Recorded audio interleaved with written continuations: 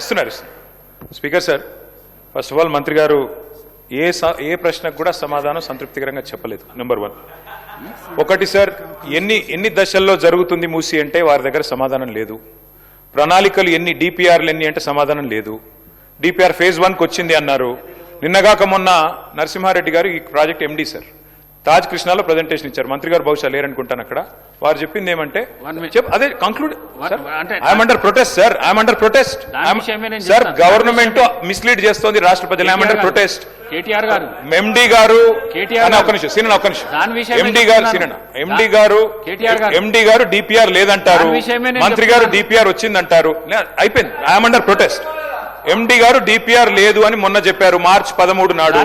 ఇప్పుడు మంత్రి గారు డిపిఆర్ ఉందంటున్నారు. నెంబర్ 1. నెంబర్ 2 విషయమే నేను చెప్తున్నాను సార్. ప్రభుత్వము పవర్ పాయింట్ ప్రెజెంటేషన్ తాజ్ కృష్ణాలు ఇచ్చినప్పుడు 15వ తారీఖు సాయంత్రం ఇచ్చినప్పుడు మమ్మల్ని కూడా ఆహ్వానించారు. నన్ను మరి శాసన మండలి చైర్మన్ గుత్తా సుఖేందర్ రెడ్డి గారిని ఆహ్వానించినాము, మిమ్మల్ని కూడా ఆహ్వానించారు. Yes sir. కానీ మీరు హాజరు కాలేరు. Yes sir. మేము 5 స్టార్ హోటళ్ల ప్రజెంటేషన్ లో మూసీ తీరంలో పెట్టాలని మేము అనుకున్నాం సార్. ప్రజలతో పెట్టాలి, బాధితులతో పెట్టాలి. 5 స్టార్ హోటల్ ఏంది పెట్టేదని మేము అనుకున్నాం సార్. అది తేడా. అధ్యక్ష, మూసీని మురికి కూపంగా మార్చిందే కాంగ్రెస్ పార్టీ అధ్యక్ష. నెంబర్ 1. రెండోది అధ్యక్ష,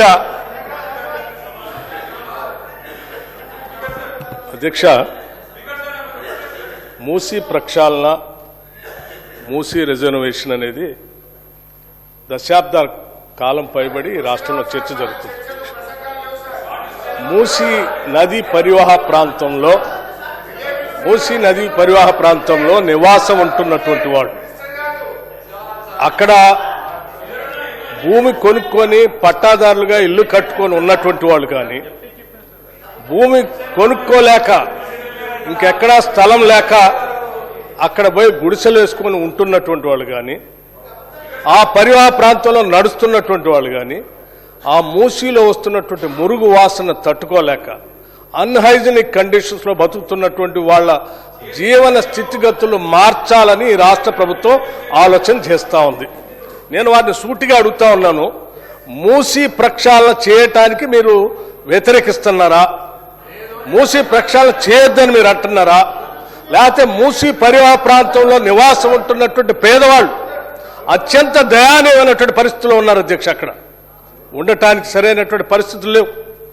మురుగు వాసన, ఈగలు, దోమలు, అనేక రకాలైనటువంటి జబ్బులతో బాధపడుతున్నటువంటి వాళ్ళ జీవన స్థితిగతులు మార్చాలని రాష్ట్ర ప్రభుత్వం ఒక బాధ్యతతో, ఒక సామాజిక బాధ్యత ఈ నిర్ణయం తీసుకొని ముందుకు పోతా ఉంది.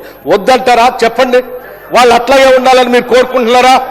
వాళ్ళ జీవితాలు బాగుపడకూడదని అనుకుంటున్నారా? రాష్ట్ర ప్రభుత్వం ఏం చెప్తుంది అధ్యక్ష?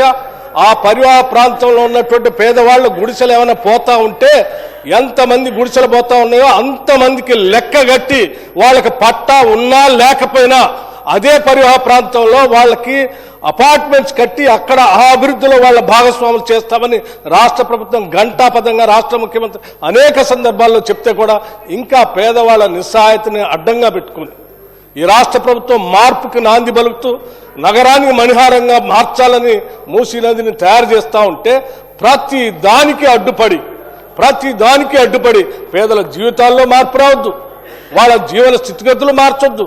రాష్ట్ర ప్రభుత్వం ఇంకొక అడుగు కూడా ముందుకు వేసింది అధ్యక్ష.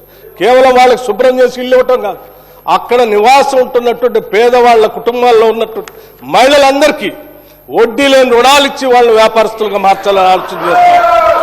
అక్కడ నివాసం ఉంటున్నటువంటి పేదవాళ్ల కుటుంబాల్లో ఉన్నటువంటి పిల్లలందరికీ young India integrated residential school అని చెప్పి ఇంటర్నేషనల్ స్టాండర్డ్స్ లో వాళ్ళ పిల్లలు చదువుకోవడానికి కావాల్సినటువంటి పాఠశాలలు పెట్టి నిర్మాణం చేసి ముందు మొత్తం. అది ఇవేమొద్దు, వాళ్ళు అట్లాగే ఉండాలి, అదే మురికి కూపంలో ఉండాలి, అదే వాళ్ళ అనారోగ్యంలో బతకాలి. ఈ హైదరాబాద్కి మంచి నీళ్లతో ప్రవాహం ఉండేటువంటి మూసీ నది రావద్దనేది వీళ్ళ కోరిక అధ్యక్ష. వీళ్ళు ఏ రకంగా అయితే పేదవాళ్ళలానే ఉండాలి, మురికి కుప్పంలోనే ఉండాలి, వాళ్ళ జీవన స్థితిగతులు మెరుగుపడొద్దని కోరుకోవాలి. ఇవన్నీ కోరుకునేటువంటి వాళ్ళు మీరు ఈ రకంగా మూసీ ప్రక్షాళన అడ్డుపడతా ఉన్నారు. ఇది కరెక్ట్ కాదు అధ్యక్ష. ఇది ఒక మహాయజ్ఞం. ఈ యజ్ఞం చేసేటప్పుడు మనం ఇచ్చినటువంటి ప్రదేశంలో చాలా స్పష్టంగా చెప్పారు. వీళ్ళు ఏమడిగారు అధ్యక్ష, మూసీ నదిలోకి వచ్చే నాళాలని శుద్ధి చేసి పంపిస్తారా లేదా మళ్ళీ మురికి కోపం వస్తారంటే చాలా స్పష్టంగా ఆ రోజు ప్రజెంటేషన్ లో చెప్పారు. మూసీ నదిలోకి వచ్చే ప్రతి నాళాకి ఎస్టీపీలు పెట్టి వాటన్నిటిని శుద్ధి చేసిన తర్వాతనే ఆ నీళ్లను మూసీ నదిలో వదులుతామని చెప్పి ప్రజెంటేషన్ లో చాలా స్పష్టంగా ఆ రోజు వివరించడం జరిగింది. దాని గురించి కూడా పక్కదోవ పట్టిస్తాం. అధ్యక్ష, ప్రజెంటేషన్ లో ఇచ్చిన దానిపైన పబ్లిక్ గా వెబ్సైట్ లో కూడా పెట్టారు. అందులో ఏమైనా మీరు సలహాలు సూచనలు ఇద్దామనుకుంటే ఇవ్వండి అని చెప్పారు. అంతేకాదు అక్కడ పరివాహ ప్రాంతంలో ఉన్నటువంటి పేదవాళ్ళకి ఏమైనా ఇబ్బందులు ఉంటే వాళ్ళ ఆలోచనలు కూడా పరిగణలో తీసుకుంటుంది. వాళ్ళు ఇంతకంటే బెటర్ మెరుగైనటువంటి ఇంకేమైనా సలహాలు సూచనలు చేస్తామంటే వాటిని కూడా ఇంక్లూడ్ చేసుకొని వాటన్నింటినీ అమలుపరచడం కోసమే రాష్ట్ర ప్రభుత్వం ఉంది తప్ప మీలాగా కేవలం ప్రచార ఆర్భాటం కోసం మొదలుపెట్టి ఏదో తూతూ మంత్రంగా చేసి వదిలేసేటువంటి ప్రక్రియలో ఈ ప్రభుత్వం లేదు అధ్యక్ష. చాలా స్పష్టంగా ఉస్మాన్ సాగర్ నుంచి గండిపేట దగ్గర నుంచి మొదలయ్యేటువంటి ఈ మూసీని మొదటి దశలో బాపు సరోవర్ వరకు పూజ్య మహాత్మా గాంధీ అస్థికలు ఎక్కడైతే ఆ సంగమంలో కలిపారో పాపం ఆయన అక్కడే ఉన్నాడు అధ్యక్ష. సత్యమేవ జయతే. ఆయన అందరూ కోరుకునేది ఎప్పుడు కూడా ఒకటే, మనం తీసుకునే ప్రతి నిర్ణయంలో అత్యంత పేదవాడు కన్నీళ్లు మనం తూడుస్తున్నామా లేదనేటువంటి ఆలోచన చేయండి అని చెప్పాడు. అందుకే ఈరోజు మూసీ ప్రక్షాళన జరిగేటువంటి కార్యక్రమంలో భాగంగా బాపూజీ ఘాట్ ని అక్కడ గాంధీ సరోవర్ గా పేరు మార్చడం కాదు, ఆయన ఆలోచన చేసినట్టుగా అత్యంత పేదవాడు కన్నీళ్లు తూడుస్తూ వాళ్ళకి ఆ శుభ్రం చేసినటువంటి హైజీనిక్ కండిషన్స్ లో అభివృద్ధి చేస్తున్నటువంటి మూసీ పరివాహ ప్రాంతంలో వాళ్ళ భాగస్వాములు చేసేటువంటి ప్రక్రియ ఈరోజు రాష్ట్ర ప్రభుత్వం చేస్తా ఉంది. దీన్ని అభినందించవలసిందిగా నేను వారిని కోరుతా ఉన్నాను. ప్రభుత్వమే చెప్తున్నది డిపిఆర్ లేదు అని ఎండి గారు చెప్తారు, డిపిఆర్ ఉందని మంత్రి గారు చెప్తున్నారు. ఉంటే టేబుల్ చేయమనండి. నెంబర్ 1. నెంబర్ 2, 50 మీటర్ల బఫర్ జోన్ జీవో మీరు ఇచ్చారన్నారు. 5 కిలోమీటర్ల అవతల ఉండే హనుమాన్ నగర్ కి మొన్న నోటీసులు ఇచ్చారు. మరి ఏ ఆలోచన చేస్తున్నారో మాకు తెలియదు. మంత్రి గారు సమాధానంలో 1450 స్ట్రక్చర్స్ అంటారు. అక్కడ చూస్తే 10,000 స్ట్రక్చర్స్ అని గెజెట్ ఇచ్చింది గవర్నమెంటే. కుడి చేయి ఏం చేస్తుందో ఎడమ చేయికి తెలియదు. డిప్యూటీ సీఎం గారు పేదల మీద చాలా ప్రేమ ఒలకబోశారు. వెలుగుమట్లలో ఇల్లు కూడా వారే కూలగొట్టారు.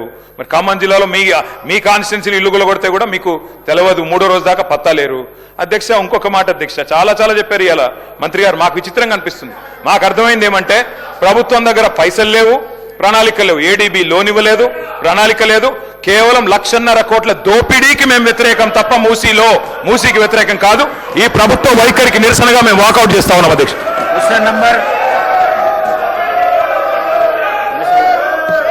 అధ్యక్ష,